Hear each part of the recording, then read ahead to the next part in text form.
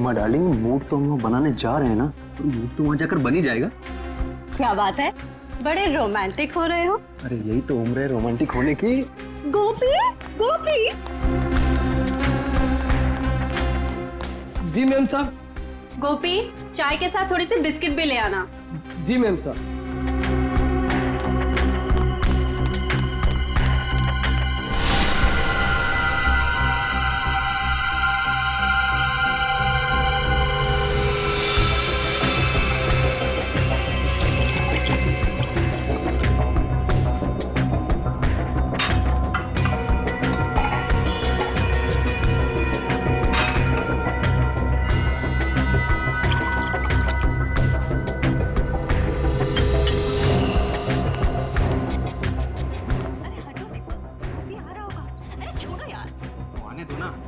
शादी की है मैंने तुमसे, कोई भगा के थोड़ी लाया हूँ।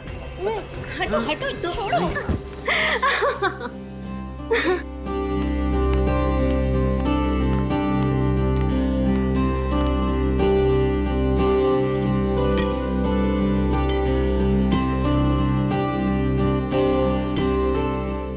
गोपी, तुम्हारी इलायची वाली चाय का तो कोई जवाब ही नहीं, और तुम्हारी जैसी चाय ना दुनिया में कोई नहीं बना सकता।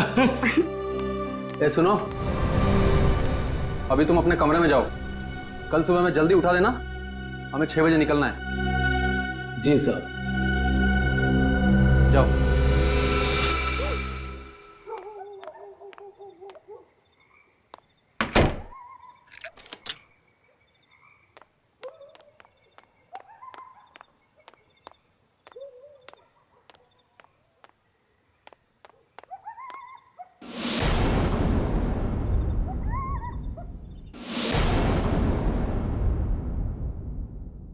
दीपक! हेमा, दीपक! दीपक! दीपक रेडी? नहीं साहब, अभी तक तो वो लोग सो रहे हैं। क्या? हमें 6 बजे बुला के खुद सो रहा है? दीपक! दीपक! क्या हुआ? कुछ जलने की बू आ रही है ना? मुझे भी आ रही है। तब आओ देखते। दीपक!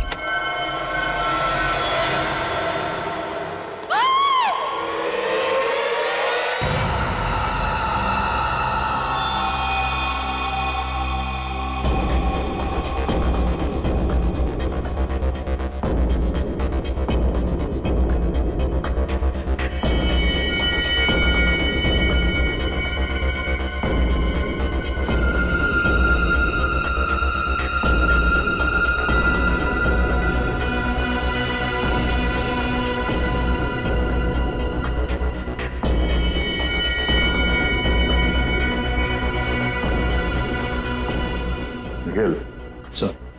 जरा उस सर्वेंट गोपी को बुलाओ। सर।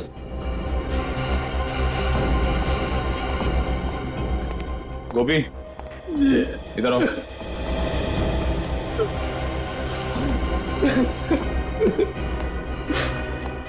सुनो, जरा अंदर चलो। सर।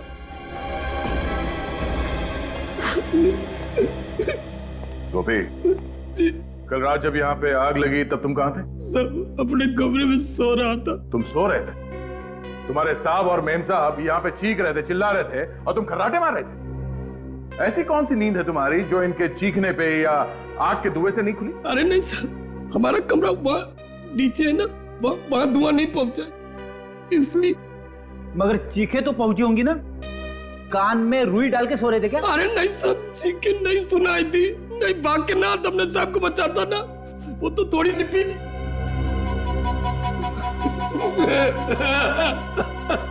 शर्म आनी चाहिए तुम्हें। अगर तुम शराब के नशे में नहीं होते तो शायद तुम्हारे साहब और मेम साहब आज जिंदा होते। अच्छा, कल रात यहाँ पे और कौन कौन था? नहीं नहीं, कोई और नहीं था, हम सिर्फ 3 लोग थे यहाँ पे।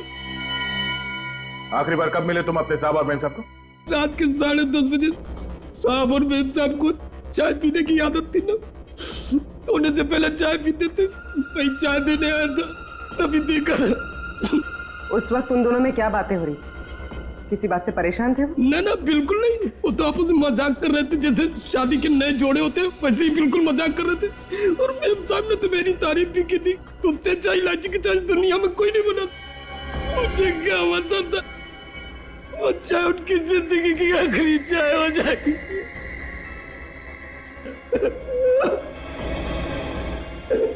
कमाल है, इस कमरे में आग लगी पर पलंग और गद्दे के अलावा यहाँ पे और कुछ नहीं जला। पर सर, जब दीपक और हेमा आग में जल रहे थे वो चुपचाप सोते रहे, वो चीखे क्यों नहीं, चिल्लाए क्यों नहीं, यहाँ से भागे क्यों नहीं? पर कहीं ऐसा तो नहीं कि पहले दोनों को मार के बेड पे सुला दिया और बाद में आग लगा दी? अब ये तो डॉक्टर सालुंके ही बताएंगे कि मार के सुलाया है या सुला के मारा है।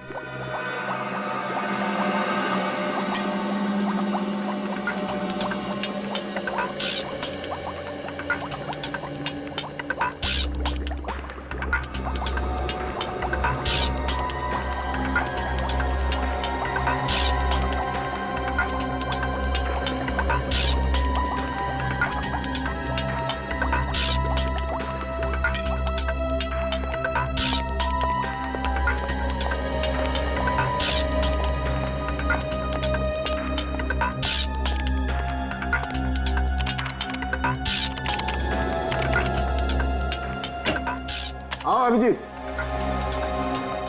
भाई, तुम लोगों का अंदाजा एकदम सही था।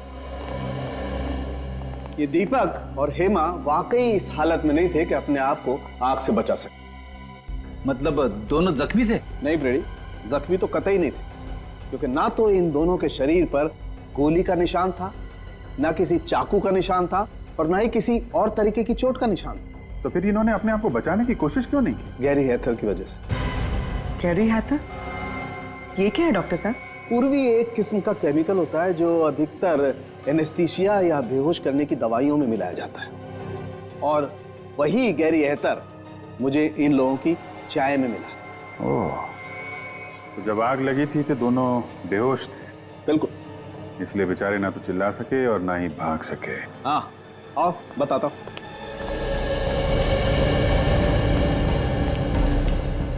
ये देखो, टेबल लैंप के इस वायर को शॉर्ट किया गया। अब जैसे ये टेबल लैंप जला होगा, ये वायर धीरे धीरे गर्म होना शुरू हुआ और इतना गर्म हो गया होगा कि इसमें स्पार्क हुआ होगा, और उस स्पार्क की वजह से आग लग गई होगी। ओह, तो आग इससे लगी है? ये तो तुम लोग पता करो। आग कैसे भी लगी हो डॉक्टर साहब, लेकिन ये तो पक्का है कि दोनों का खून हुआ है। एक मर्डर है। खूनी को मालूम था कि दोनों रात में सोने से पहले चाय पीते, इसलिए चाय में उसने बेहोशी की दवा मिला दी और दोनों को बेहोश कर दिया।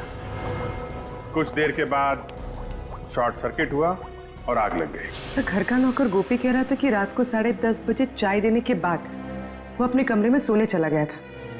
रात को मेन गेट उसी ने बंद किया और फिर सुबह उसी ने खोला। सर, तो कहीं ये सब गोपी ने तो नहीं किया? हो सकता है। मुझे लग रहा है कि ये काम अकेले गोपी के बस का नहीं है, कोई और भी है जो इसके साथ मिला हुआ है। पहले एक काम करते हैं, दीपक और हेमा, इनकी पूरी डिटेल्स निकालते हैं, इनकी पूरी हिस्ट्री। जी हाँ, वो सारी डिटेल्स मुझे जल्दी से जल्दी चाहिए। Thank you sir. ये रही दीपक की जन्म कुंडली। Very good. पिछले 6 महीनों में उस पर 2 बार हमला हो चुका है, पर किस्मत से वो दोनों बार बच निकला। और दोनों बार जब इस पे हमला हुआ तो ये मीटिंग के लिए अकेला जा रहा था। सर, अगर ये कोई बिजनेस से रिलेटेड दुश्मनी होती फिर तो उसे दीपक के पार्टनर मनीष को भी अपना निशाना बनाना चाहिए था। सिर्फ दीपक ही क्यों? वही तो हैरानी की बात है सर। ये दीपक और मनीष हमेशा साथ साथ जाते थे मीटिंग करने के लिए, पर जिन 2 दिनों में दीपक पे हमला हुआ, 7 मार्च और 14 मई को, तब मनीष उसके साथ नहीं था। मनीष कैसे साथ होता? दीपक की मौत से सबसे ज्यादा फायदा होगा मनीष को, और दीपक के घर बिना रोक टोक कौन आ जा सकता है? मनीष। दीपक सोने से पहले चाय पीता था, यह बात किसको मालूम होगी? गोपी और मनीष को। सर, दीपक मेरा बिजनेस पार्टनर ही नहीं बल्कि मेरा दोस्त था। दोस्त नहीं बल्कि मेरे भाई जैसा था। अगर दीपक तुम्हें इतना ही प्यारा था तो उसका खून क्यों करवाया तुमने? क्या कह रहे हैं आप? मैं दीपक को क्यों मरवाऊंगा? 7 मार्च और 14 मई को जब दीपक मीटिंग्स के लिए जा रहा था तब उस पे जानलेवा हमले हुए थे या नहीं? जी हुए थे। और दीपक के साथ तुम हर मीटिंग में जाया करते थे। जी। तो फिर इन 2 मीटिंग्स में तुम दीपक के साथ क्यों नहीं गए? शायद मेरी किस्मत अच्छी रही। तुम्हारी किस्मत अच्छी नहीं थी, बल्कि ये दोनों हमले तुम्ही ने करवाए हैं। लेकिन सर मैं ऐसा क्यों करवाऊंगा? क्योंकि दीपक के मरने से सबसे ज्यादा फायदा तुम्हें होने वाला। ये सारा बिजनेस तुम्हें मिल जा, तुम इसके अकेले मालिक बन जाते। वो तो दीपक नहीं मरता तब भी मैं मालिक बन जाता। क्या मतलब? देखिए, दीपक इस बिजनेस से परेशान हो चुका था और उसने ये बिजनेस छोड़ने का फैसला कर लिया था। क्यों? आइए मेरे साथ।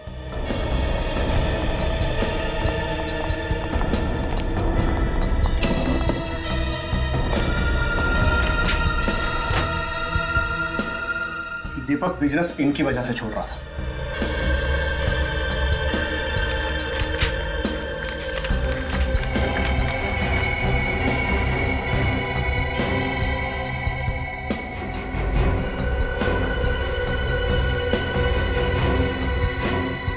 ये तो धमकी भरी चिट्ठियां है। ये चिट्ठियां कौन भेजता था? पता नहीं सर, है कोई गुंडा जो हर महीने हमसे 5 लाख रुपए मांगता था और कहता था अगर पैसे नहीं दोगे तो 5 लाख टुकड़े कर दूंगा। तुमने पुलिस में रिपोर्ट नहीं लिखवाई? नहीं सर, दीपक इन चीजों की परवाह नहीं करता था और वो इस दादागिरी के सख्त खिलाफ था और मुझे भी वो पैसे देने से मना करता था। ये चिट्ठियां आती कैसे थी? कभी गाड़ी के कांच पर लगी हुई मिलती थी तो कभी ऑफिस के दरवाजे के नीचे मिलती थी। अरे साहब, आप लोग ये क्या कह रहे हैं? साहब की चाय में बेहोशी की दवा क्यों मिलाऊंगा आखिर में? ताकि दीपक और हेमा सोते रहे, कमरे में लगी आग से वो खुद को बचा ना पाए। इतनी घिनौनी हरकत तुम सपने में भी नहीं कर सकते। और साहब के साथ नमक हरामी करने से पहले हम अपनी जान न दे देते। समझ क्या रखे आप लोग? देख, ये सब बातें किताबों में अच्छी लगती हैं और सच तो ये है, थोड़े से पैसे के चक्कर में तेरा ईमान टकमका गया। तूने अपने साहब और मेम साहब की जान ले ली, समझा? अरे झूठे साहब, ये झूठे। किसने दिए थे तुम्हें पैसे ये सब करने के लिए, बताओ? किसी ने नहीं दिए सब। तो फिर तुमने चाय में वो नशे की दवाई क्यों मिलाई? हाँ, लैम्प के साथ छेड़खानी क्यों की तुमने? बोलो, शॉर्ट सर्किट क्यों किया? उस लैम्प को मैं क्या छूऊंगा? मैं कैसे छेड़खानी कर सकता हूँ उसको? मुझे तो वो बाथरूम का जो पानी गर्म करने वाला होता वो भी चलाना नहीं आता, तो इसको क्या छूऊंगा सर? इस घर में सिर्फ 3 लोग रहते, दीपक, हेमा और तुम, जिनमें से 2 मर चुके हैं, तो बचे सिर्फ तुम। नहीं, कल एक आदमी और आया था, उसने लैब के साथ छेड़खानी की होगी, उसने छुआ होगा। कौन आया था? वो बिजली वाली दुकान में जो होता है ना, क्या कहते हैं? इलेक्ट्रिशियन वाला? हाँ, इलेक्ट्रिशियन। कितने बजे आया था? 7, 7:30 बजे। किस लिए आया था? वो बोला था कि हाँ, साहब के कमरे का एसी ठीक करना। अच्छा, तुमने बुलाया था उसे? नहीं, मैंने नहीं बुलाया था। तो फिर किसने बुलाया? साहब ने बुलाया होगा। तुमने उसे यहाँ से बाहर जाते हुए देखा? नहीं साहब, वो उस समय तुम्हें किचन में था, कब चला गया पता ही नहीं चला। इसका मतलब सर, वो इसी घर में कहीं छुपा हुआ था। हाँ, और उसी ने मौका मिलते चाय में नशीली दवाई मिलाई और स्लैम का शॉर्ट सर्किट कर दिया। मिल गया। 59 गीता मार्ग, बलवंत नगर। हाँ सर, इस एड्रेस पर कल हमारा इलेक्ट्रिशियन भोपाल गया था सर। गोपाल को बुलाओ। मगर आज तो वो काम पर आया नहीं सर। तो फोन करके जल्दी बुलाओ उसे, जरूरी बात करनी है। सर मैं सुबह से कई बार ट्राई कर चुका हूँ, लेकिन उसका फोन स्विच ऑफ आ रहा है। लगता है उस बेचारे की तबीयत ठीक नहीं है। बेचारा? कोई बेचारा नहीं है वो, 2 फोन किया उसने। क्या फोन? सर मैंने तो उसे 3 दिन पहले काम पर रखा था सर। इस चक्कर में मैं तो नहीं फंस जाऊंगा ना? उम्मीद करो कि ये गोपाल जल्दी मिल जाए, वरना फंस भी सकते हो। तुम्हारे पास उसकी कोई फोटो वोटो है? वाह, बिना फोटो या बिना आई कार्ड के तुमने किसी को भी ऐसे ही काम पे रख लिया? नहीं सर, मैंने तो आईडी कार्ड मांगा था। उसने कहा कि गांव में भूल गया हूँ, अगले हफ्ते उसका भाई आया तो लेके आएगा। उसका चेहरा तो याद है ना तुम्हें? हाँ सर, बहुत अच्छी तरह। उसका स्केच बनवाओ हमारे लिए। पता तो चलिए गोपाल कहाँ कहाँ शॉर्ट सर्किट करता फिर रहा है।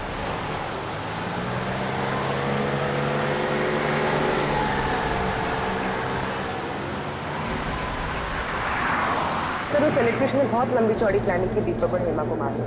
सर ना सिर्फ उसने उनके लैम्प के तार के साथ छेड़खानी की, बल्कि उनके चाय में बेहोशी की दवा भी मिला दी। मुझे तो लगता है कि एसी ठीक करने के बाद भी वो घर से गया ही नहीं होगा, वहीं पे कहीं छुप के बैठा होगा, इंतजार कर रहा होगा कि कब वो दोनों वापस आएंगे और कब वो उनकी चाय में वो बेहोशी की दवा मिलाएगा। पर यह बात तो सिर्फ दीपक का नौकर गोपी ही जानता था कि उन दोनों को रात में चाय पीने की आदत है। सर मुझे तो लगता है ये गोपी भी इस जुर्म में शामिल है, क्योंकि सर बिना किसी अंदर वाले की मदद के ये गुनाह कर पाना थोड़ा मुश्किल लगता है सर। गुनाह किसी अंदर वाले ने किया है या किसी बाहर वाले की मदद से किया गया है, ये तो स्केच की पहचान होने के बाद ही पता चलेगा। हाँ श्रेया, अच्छा उस इलेक्ट्रिशियन का स्केच है हमारे क्रिमिनल रिकॉर्ड में? क्या नाम है उसका? ओके ठीक। हाँ बोलो। अच्छा ठीक है सर, वो इलेक्ट्रिशियन गोपाल एक तनुज नाम का पुराना मंझा हुआ अपराधी। तनुज? और वो धमकी भरे खत, उसका कुछ पता चला? हाँ सर, उन पे लगे हुए इंग्लिश के निशान बताते कि वो रंगा नाम के मुजरिम थे। सर इस रंगा का भी पुराना रिकॉर्ड है, बिल्डर्स बिजनेसमैन वगैरह को धमका के पैसे लेते। तब ये तनुज रंगा के लिए काम कर रहा है। और सर रंगा ने शायद उन दोनों को इसीलिए मरवा दिया क्योंकि दीपक ने उसे पैसे देने से इनकार कर दिया। लेकिन सर हम इस रंगा तक पहुंचेंगे कैसे, क्योंकि हमारे पास इसका कुछ अता पता भी नहीं है। निखिल, चूहे को बिल से बाहर निकालने का सबसे अच्छा तरीका क्या है जानते हो? क्या है सर? चूहे के बिल के बाहर रोटी का टुकड़ा फेंको और आराम से बैठ के तमाशा देखो। इस रंगा नाम के चूहे को बाहर निकालने के लिए रोटी खिलाएगा मनीष, दीपक का पार्टनर मनीष।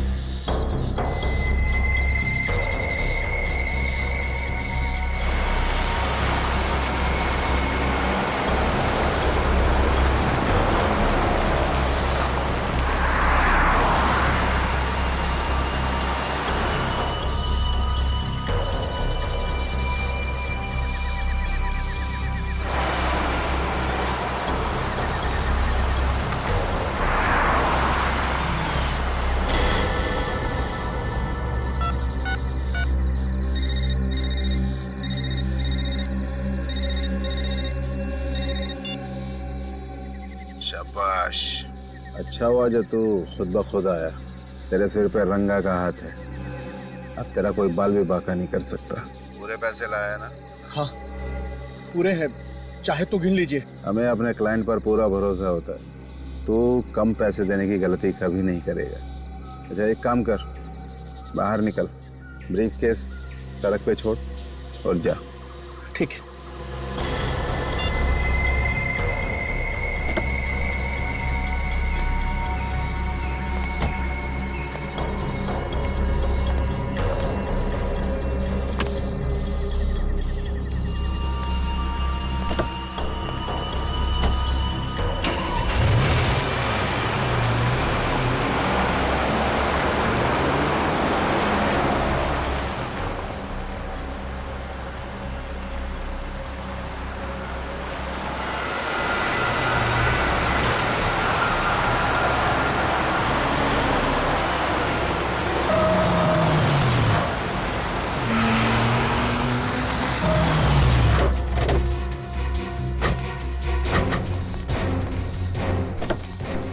निकल। सीआईडी धोखा किया उसने मेरे साथ, छोड़ूंगा नहीं मैं उसको। सीआईडी के सामने धमकी देता है। विनीत, गाड़ी में से बैग निकालो। जाने दो मुझे, रंगा नाम है मेरा, रंगा। मेरा नाम से ही पत्ते थर थर कांपते हैं। और मेरा नाम दया है, मेरा नाम सुन के मुजरिम सूखे पत्ते बन जाते हैं। साहब मुझे माफ कर दो साहब, अब शेर है, मैं चूहा हूँ साहब, मेरा आपका मुकाबला है साहब। दीपक को क्यों मारा?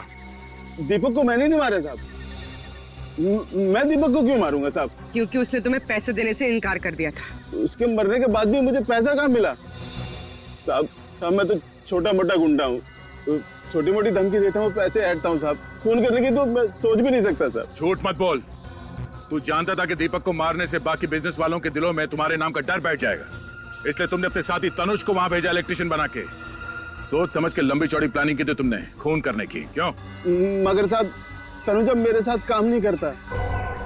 एक महीना हो गया उसे मेरी गैंग छोड़े हुए। तो फिर ये तनुज किसके साथ काम करता है? मुझे नहीं पता साहब।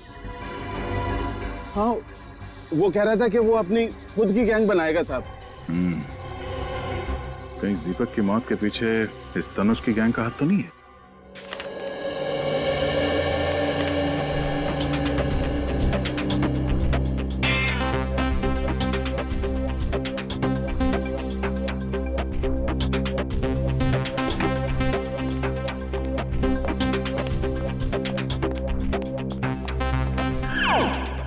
सर,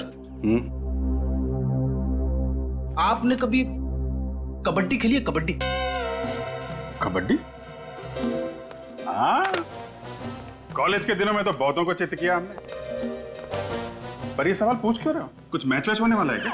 अरे नहीं सर, दरअसल बात यह है कि तनुज के लेकर मेरे दिमाग में कुछ सवाल आपस में कबड्डी कबड्डी खेल रहे हैं, और जब तक उन सवालों के जवाब मुझे मिल नहीं जाते तब तक मेरी सांस अटकी रहेगी। अच्छा, चलो बताओ, कौन से सवाल है जो तुम्हारे पेट में उछल कूद रहे हैं? पहला सवाल तो ये कि अगर तनुज रंगा की गैंग में है ही नहीं तो फिर उसने ये जुर्म क्यों किया? ना तो दीपक के घर से पैसे चोरी हुए और ना ही उसकी तनुज के साथ कोई पुरानी दुश्मनी थी। दुश्मनी तनुज की नहीं फ्रेडी, किसी और की थी। कोई तो है जिसे दीपक की मौत से बहुत बड़ा फायदा पहुंचने वाला है, उसने ये सब करवाया है। सर एक अजीब सी बात पता चली। हाँ? क्या बात? सर परसों हाईवे नंबर 47 पे एक एक्सीडेंट हुआ था किसी नरेश का। उसमें भी हस्बैंड और वाइफ दोनों जलकर मर गए थे। अच्छा, उनका इस केस से कुछ लेना देना है? हाँ सर, 4 बातें एक जैसी इन दोनों केसेस में। पहली, नरेश की भी दीपक की तरह नई नई शादी हुई थी। दूसरी, नरेश और उसकी वाइफ दोनों ने खुद को आग से बचाने की कोशिश नहीं की। और तीसरी बात सर, उन दोनों की बॉडी में से भी वही कैरी हैथर नाम का केमिकल पाया गया जो इंसान को बेहोश कर देता है। और चौथी बात? चौथी और सबसे अहम बात सर, नरेश भी दीपक की तरह अमीर सक्सेसफुल बिल्डर था। बिल्डर? हाँ। है कौन ये सिर्फ बिल्डर लोगों को ही निशाना बना रहा है? इस नरेश और उसकी बीवी की बॉडीज कहाँ हैं? सर उन दोनों की बॉडीज पुलिस मॉर्ग रूम में है। एक काम करो, बॉडीज को फोरेंसिक लैब भिजवा दो। सर नरेश कुमार, इनके घर वालों से भी मिलना पड़ेगा। हमारी तो कुछ भी समझ में नहीं आ रहा है साहब कि खूनी कौन होगा। मेरे बेटे की तो किसी से दुश्मनी भी नहीं थी साहब, किसी से दुश्मनी नहीं। और आपकी बहू प्रीति की? वो बेचारी तो यहाँ ज्यादा किसी को जानती तक नहीं थी, कनाडा में ही पली बड़ी थी। तो क्या उसने शादी के बाद यही रहने का मन बना लिया था? नहीं, बल्कि नरेश ने अपना बिजनेस छोड़ के प्रीति के साथ कनाडा जाके सेटल होने का प्लान बनाया था। यानी नरेश भी अपना बिजनेस छोड़ना चाहता था, बिल्कुल दीपक की तरह। अच्छा, ये नरेश अपना बिजनेस क्यों छोड़ना चाह रहा था? कुछ मालूम है आप लोगों को? वो हमसे बिजनेस की बातें शेयर नहीं किया करता था। तो क्या पिछले कुछ दिनों में वो परेशान था या उसे किसी तरह की धमकियां मिल रही थी? धमकियों का तो पता नहीं, लेकिन कुलभूषण की वजह से वो बहुत परेशान था। कुलभूषण की वजह से? ये कुलभूषण कौन है? वो एजेंट जो मेरे बेटे को कनाडा जाने के लिए वीजा का इंतजाम कर रहा था साहब।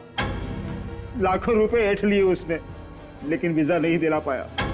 ये वीजा ना दिलवा पाने पे क्या उसने आपके पैसे लौटाए? बिल्कुल नहीं, बल्कि धमकियां और देकर गया कि अगर आप दोनों सलामती चाहते तो पैसों को भूल जाओ।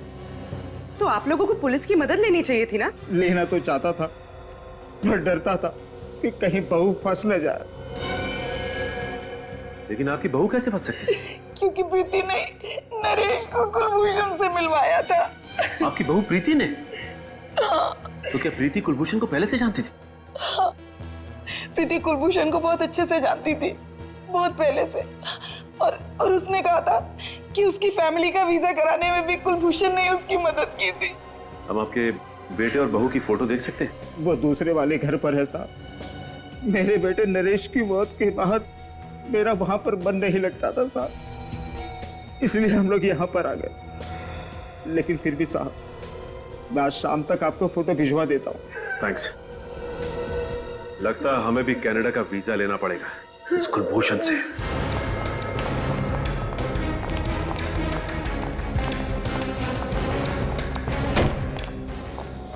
संभाल के भाई। भाई साहब, यहाँ का मालिक कौन है?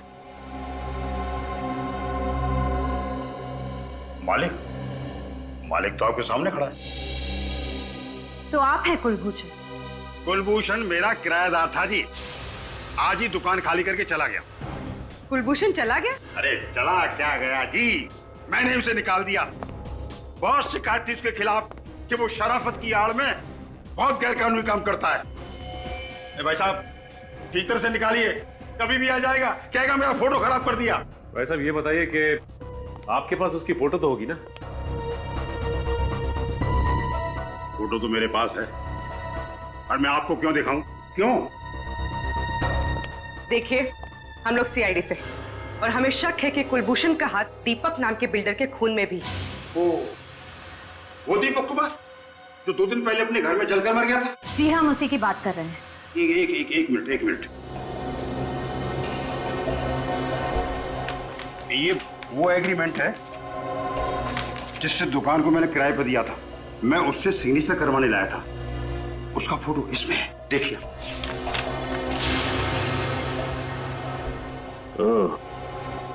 ये है कुलभूषण। सर, लगता है ये दीपक भी इस कुलभूषण के चंगुल में फंस गया था, विदेश जाने के लालच में। अब दीपक के परिवार वाले ही बताएंगे इस कुलभूषण का इतिहास। आप ठीक कह रहे सर, कुलभूषण ही वो एजेंट था जो दीपक को वीजा देने वाला था। मतलब वीजा दिया नहीं? नहीं दिया, पैसे भी पूरे ले लिए। जब भी हम लोग फोन करते यही कहता, आज दूंगा, कल दूंगा, यही कह के हमें बेवकूफ बनाता रहा। दीपक ने तो बोल भी दिया था कि 1 हफ्ते में वीजा बना के दे देना, नहीं तो पैसे लौटा देना, नहीं तो हम पुलिस में कंप्लेन कर देंगे। फिर क्यों? हमने अपना बेटा खो दिया। अच्छा, अब दीपक को धमकी भरी चिट्ठियां आती थी, इसके बारे में कुछ मालूम है आप लोगों को? नहीं, दीपक ने इसके बारे में कुछ नहीं बताया हमें।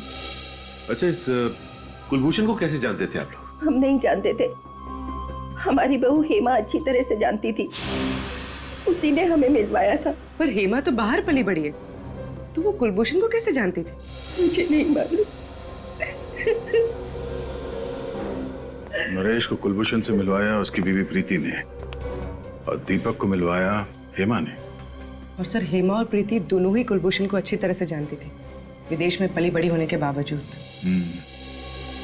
लगता है प्रीति और हेमा दोनों का आपस में कोई ना कोई कनेक्शन है।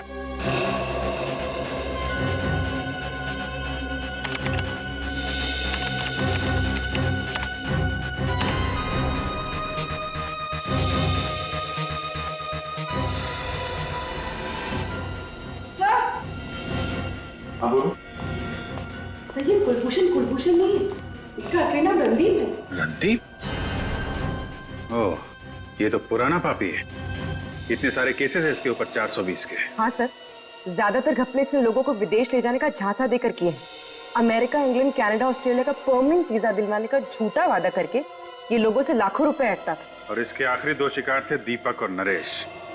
मगर सर, इस रणदीप ने तो कई सारे लोगों को चुना लगाया होगा, तो फिर इसने दीपक और नरेश की जान क्यों ली? शायद उन दोनों को रणदीप की असलियत के बारे में पता चल गया होगा, इसलिए रणदीप ने तनुज की मदद से दोनों को रास्ते से हटा दिया। सर, इसमें यह भी लिखा है कि ये रणदीप शादियां भी करवाता था, अमीर परिवारों के लड़कों के लिए एनआरआई बहुएं भी लाता था। अच्छा, एनआरआई शादियां?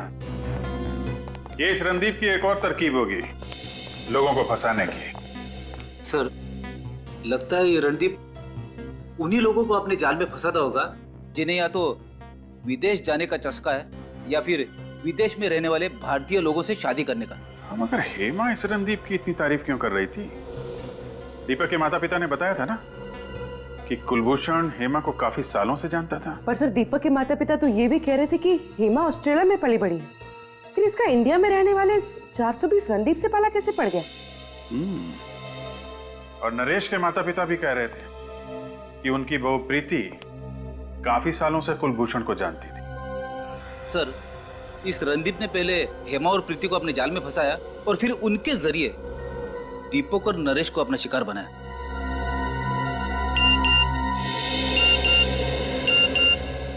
नरेश के पिता का एमएमएस, हमने उनसे प्रीति की फोटो मंगवाई थी ना, शायद वही होगा। हाँ सर, ये प्रीति है।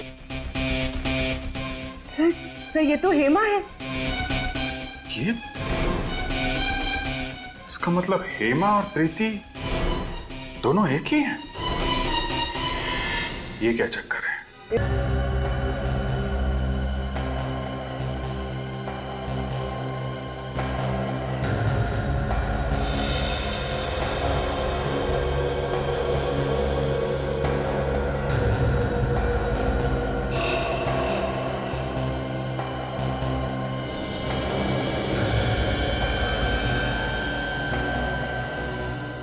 अब फोटो के अंदर घुस ही जाओगे क्या सालू के साथ? इतनी बारीकी से क्या देख रहे हो? हेमा की आंखें। नहीं तो क्या मिला कुछ आंखों में आपको? ढूंढ रहा हूं अभिजीत। मैं ये पता करने की कोशिश कर रहा हूं कि हेमा को हेड्रोक्रोमिक इरिडोसाइसिलिया नाम की बीमारी थी या नहीं।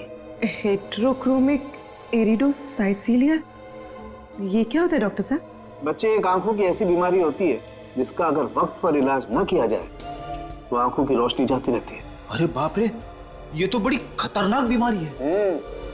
मतलब हेमा और प्रीति को ये बीमारी थी? अभिजीत, इन दोनों लाशों के ब्लड में तो मुझे इस बीमारी के लक्षण दिखाई दिए, लेकिन इस हेमा की आंखों में मुझे इस बीमारी का जरा भी कोई लक्षण दिखाई नहीं दिया। इसका मतलब इन दोनों लाशों में हेमा नहीं है ना।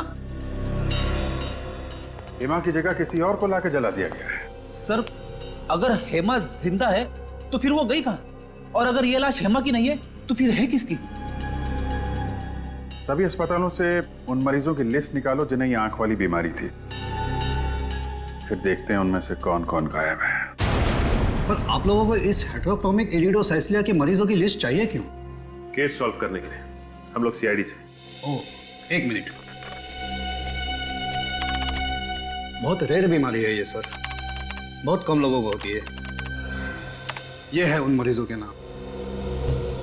तो कम से कम 50 नाम है।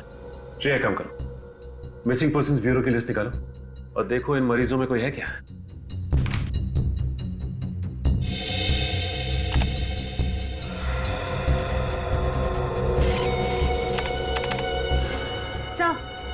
सर, आभा का नाम है इसमें। सर, गौरी का भी है। एक की उम्र 24 साल, दूसरे की 26। ये देखो, दोनों की हाइट 5 फुट 3 इंच, बिल्कुल हेमा के जितनी। और इन्हें दूर से देखकर कोई कह ही नहीं सकता कि ये हेमा नहीं है। सर, मतलब हेमा की जगह इन दोनों की लाश रखी गई। लाश? जी हाँ, लाश। हमें शक है कि आभा और गौरी, इन दोनों का खून हो गया है। ये तो बहुत बुरा हुआ सर। भगवान इन दो मासूम बच्चियों के साथ ऐसा कैसे कर सकता है? ये दोनों तो अपना इलाज कराने के लिए विदेश भी जाने वाली थी। विदेश जाने वाले थे? अब बात समझ में आई। इसका मतलब ये दोनों लड़कियां कुलभूषण से मिलने गई थी वीजा के लिए, और जैसे ही कुलभूषण ने इन दोनों लड़कियों को देखा कि ये दोनों हेमा जैसी दिखती है, उनका काम तमाम कर दिया उसने। श्रेय, काम कर, जरा देखो इस लिस्ट में किसी का प्रोफाइल मैच करता है। सर,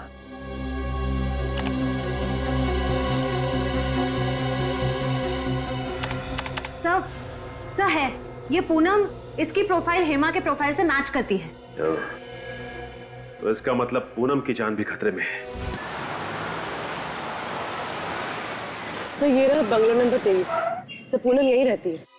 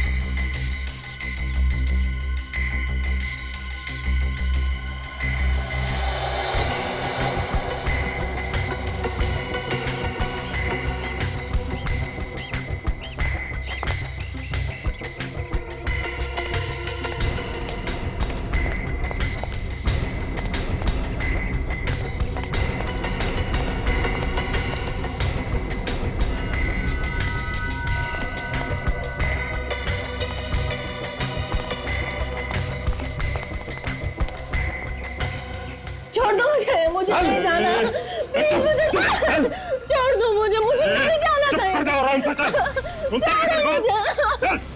छोड़ दो। तो रणदीप और तनुज है। ये तो पूनम को जबरदस्ती लेके जा रहे हैं। लगता है एक और अमीर आदमी को मारने का प्लान है। चल अंदर बैठ। जल्दी गाड़ी चला, इससे पहले को आ जाओ यहाँ पे। चल। आ जाएंगे नहीं, आ गए।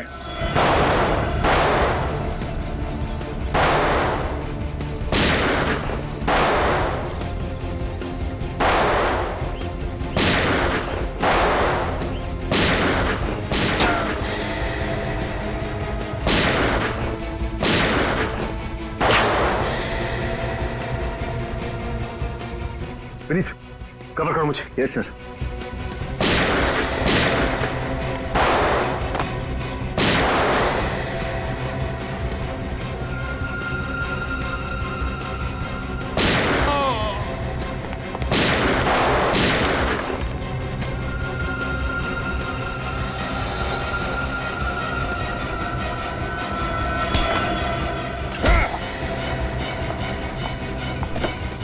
तुम ठीक तो हो ना? हाँ मैं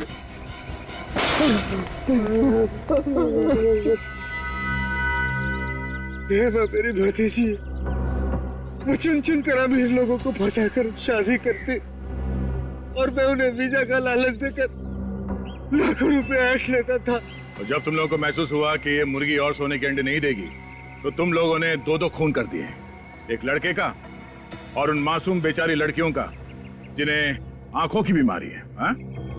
ये सब रणदीप का प्लान था। मैं तो सिर्फ सुपारी लेकर खून करता हूँ। तुम्हारा अगला शिकार कौन है? हाँ? और किसका करने वाला है? गौरव का। गौरव कौन? मशहूर बिजनेसमैन गौरव विक्रांत। वो इस वक्त हेमा से शादी कर रहा है। कहाँ है ये शादी? ये शादी कहाँ है?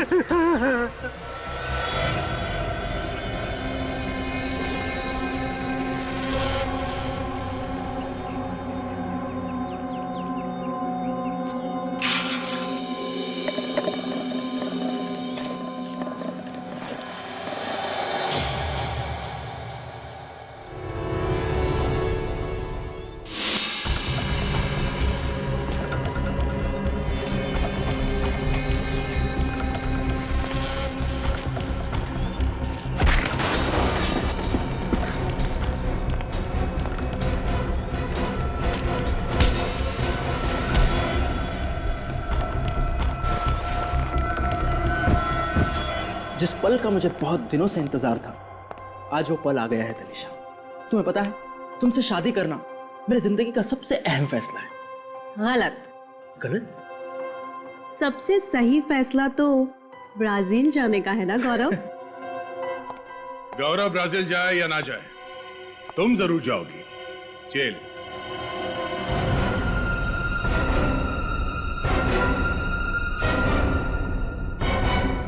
जेल? आप लोग मेरी बीवी को जेल में डालेंगे? सिर्फ जेल में ही नहीं डालेंगे, बल्कि आपकी बीवी को बड़े सम्मान के साथ फांसी के फंदे पर चढ़ाएंगे। तनिषा, ये सब लोग क्या कह रहे हैं? तनिषा नहीं, हेमा और प्रीति। क्यों, और भी बहुत सारे नाम है ना तुम्हारे। जाने दो मुझे, वरना अगले 5 सेकंड में इस कबूतर का भेजा फर्श पे पड़ा होगा। तनिषा, ये क्या कर रही हो तुम मुझ पर गन डाल रही हो?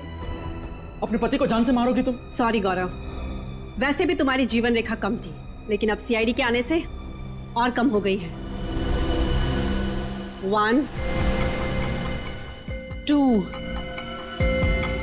3 4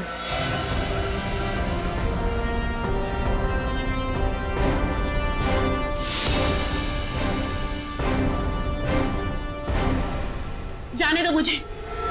जाने दूं?